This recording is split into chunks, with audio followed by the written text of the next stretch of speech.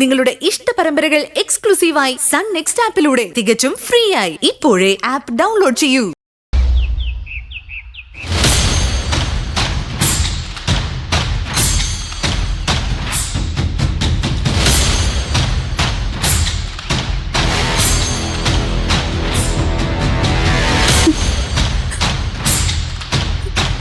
എന്താടി ഇപ്പോഴും അമ്മ ശരിക്കും എന്റെ അമ്മയായത്?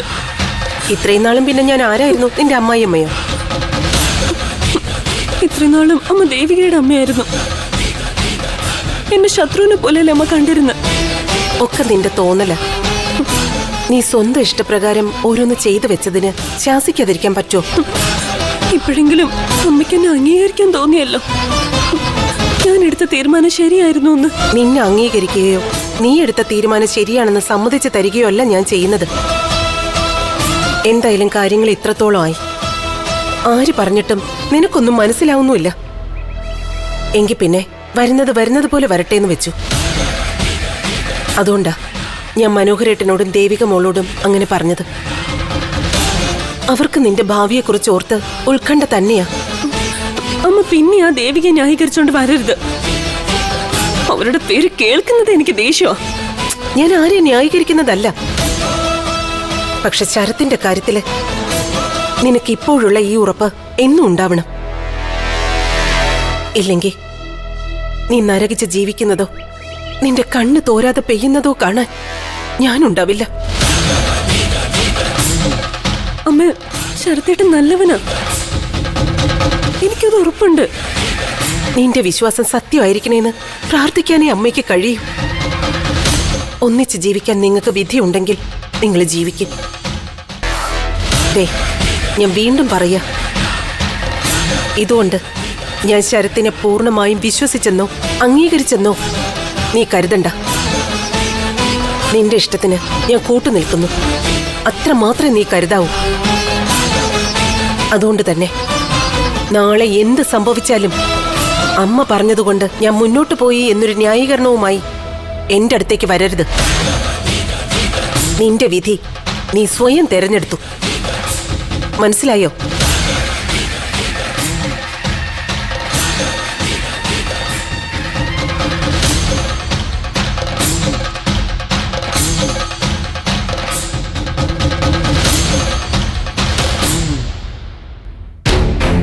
ഇല്ല അബുദം, അങ്ങനെ അബുദം കാണിക്കുന്ന ആളൊന്നും അല്ല. മനസ്സിടയ്ക്കിടെ പിടിവിട്ട് പോകുന്ന ഒഴിച്ച. മുറിവേറ്റവരൊക്കെ ആശുപത്രി വിട്ടല്ലോ അല്ലേ? ആ, പോലീസ് കേസ് ആകാതിരിക്കാൻ നോക്കണം. കൂടെ നിൽക്കുന്നതിന് അമുദത്തിനൊരു സമ്മാനം ഞാൻ കൊണ്ടുവരുന്നുണ്ട്. പെർഫ്യൂം ഒന്നും അല്ല, അതിലും മുന്തിയ സമ്മാനം. ആശുപത്രിയിലേക്ക് ഞാൻ വരാം. കാശൊക്കെ വേണമെങ്കിലേ ഞാൻ അയച്ചുതരാം. അതെ, ഞാൻ വിളിക്കാവേ.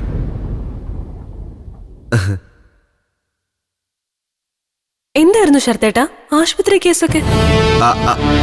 അതെ, അത് പിന്നെ അന്ന് ഞാൻ ബ്ലഡ് കൊടുക്കാൻ ഓടിപ്പാഞ്ഞു പോയില്ലേ, നമ്മുടെ മാനേജർ പെങ്ങളുടെ ഭർത്താവിന്. അവരാ പാവങ്ങള് നന്ദി പറയാൻ വിളിച്ചത്. ഇനി ചെല്ലുമ്പോ അവരുടെ ഊരില് നാട്ടുകൂട്ടും കൂടി എന്നെ ആദരിക്കുന്നുണ്ടെന്ന്. അതെയോ? ഞാൻ പറഞ്ഞു അതൊന്നും വേണ്ട. ഒന്നും തിരിച്ച് പ്രതീക്ഷയല്ലോ നിത്യക്കുട്ടി, നമ്മൾ ആർക്കെങ്കിലും ഉപകാരം ചെയ്യുന്നത്. എത്ര പേർക്ക് എന്റെ ശരത്തേട്ടനെ ഇഷ്ടം? എന്ത് കാര്യം, നിന്റെ അച്ഛനും അമ്മയ്ക്കും ഇഷ്ടമല്ലല്ലോ. അമ്മയുടെ മനസ്സൊക്കെ മാറി ശരത്തേട്ടാ, ഏതാണ്ട് 70% മാറി. എന്ന് വെച്ചാ ശരത്തേട്ടനെ മരുമോനായി അമ്മ മനസ്സുകൊണ്ട് അംഗീകരിച്ചു.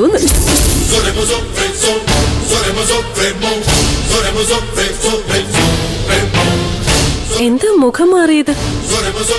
ഒരു സന്തോഷമില്ലാത്ത പോലെ.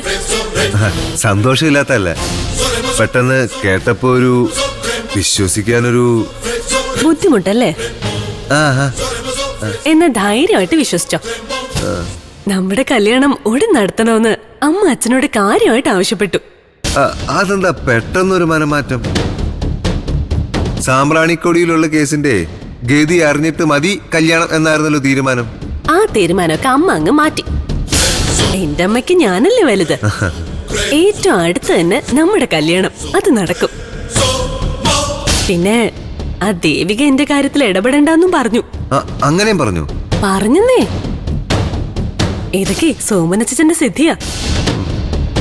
മന്ത്രവിദ്യ കൊണ്ട് അമ്മയുടെ മനസ്സ് മാറ്റിയത് കണ്ടില്ലേ? ഇന്ന് സന്തോഷത്തോടെ സമാധാനത്തോടെ ഞാൻ അല്ല നമ്മൾ ഉറങ്ങും.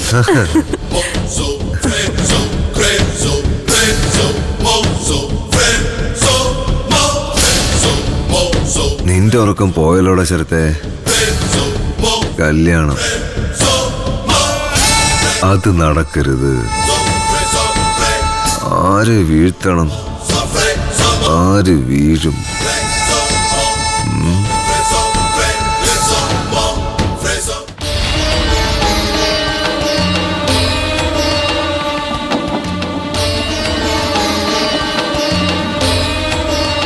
എന്താ പറഞ്ഞോനെ, മുഖത്തെ പാവം കണ്ടിട്ട് അത്ര പന്തിയല്ലല്ലോ.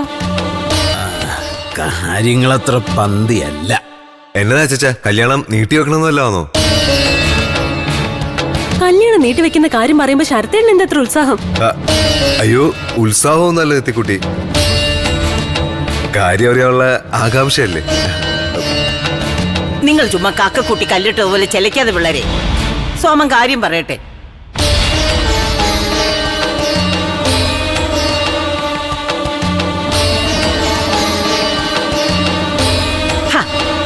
എന്തോന്നാ മനോഹര നീ എത്തി നോക്കുന്നേ? രഹസ്യം പിടിക്കാൻ നിന്റെ അച്ഛി പറഞ്ഞു വിട്ടതാണോ? അയ്യോ, ഇത് എന്നതാ കറക്ക് കമ്പനി നോക്കിയതാ. നീ അവിടെ നിൽക്ക്, ഇപ്പൊ കേക്കാം.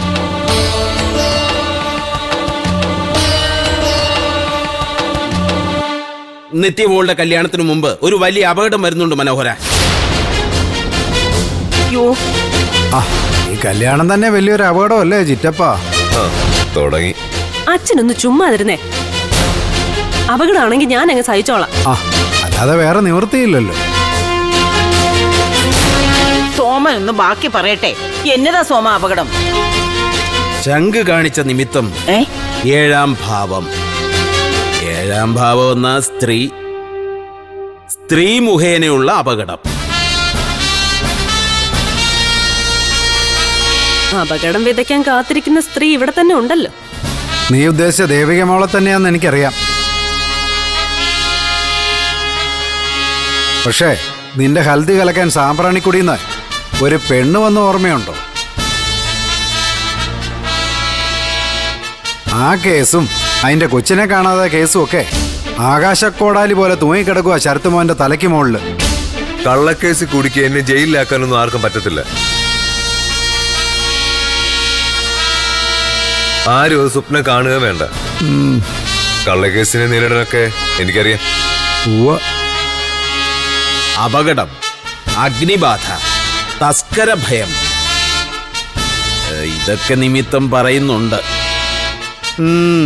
പുറത്തുനിന്ന് നിന്റെ ഏത് തസ്കരം വരാനാ? ലോകത്തുള്ള പെരുങ്കള്ളന്മാരെല്ലാം ഇവിടെ തന്നെ ഉണ്ടല്ലോ.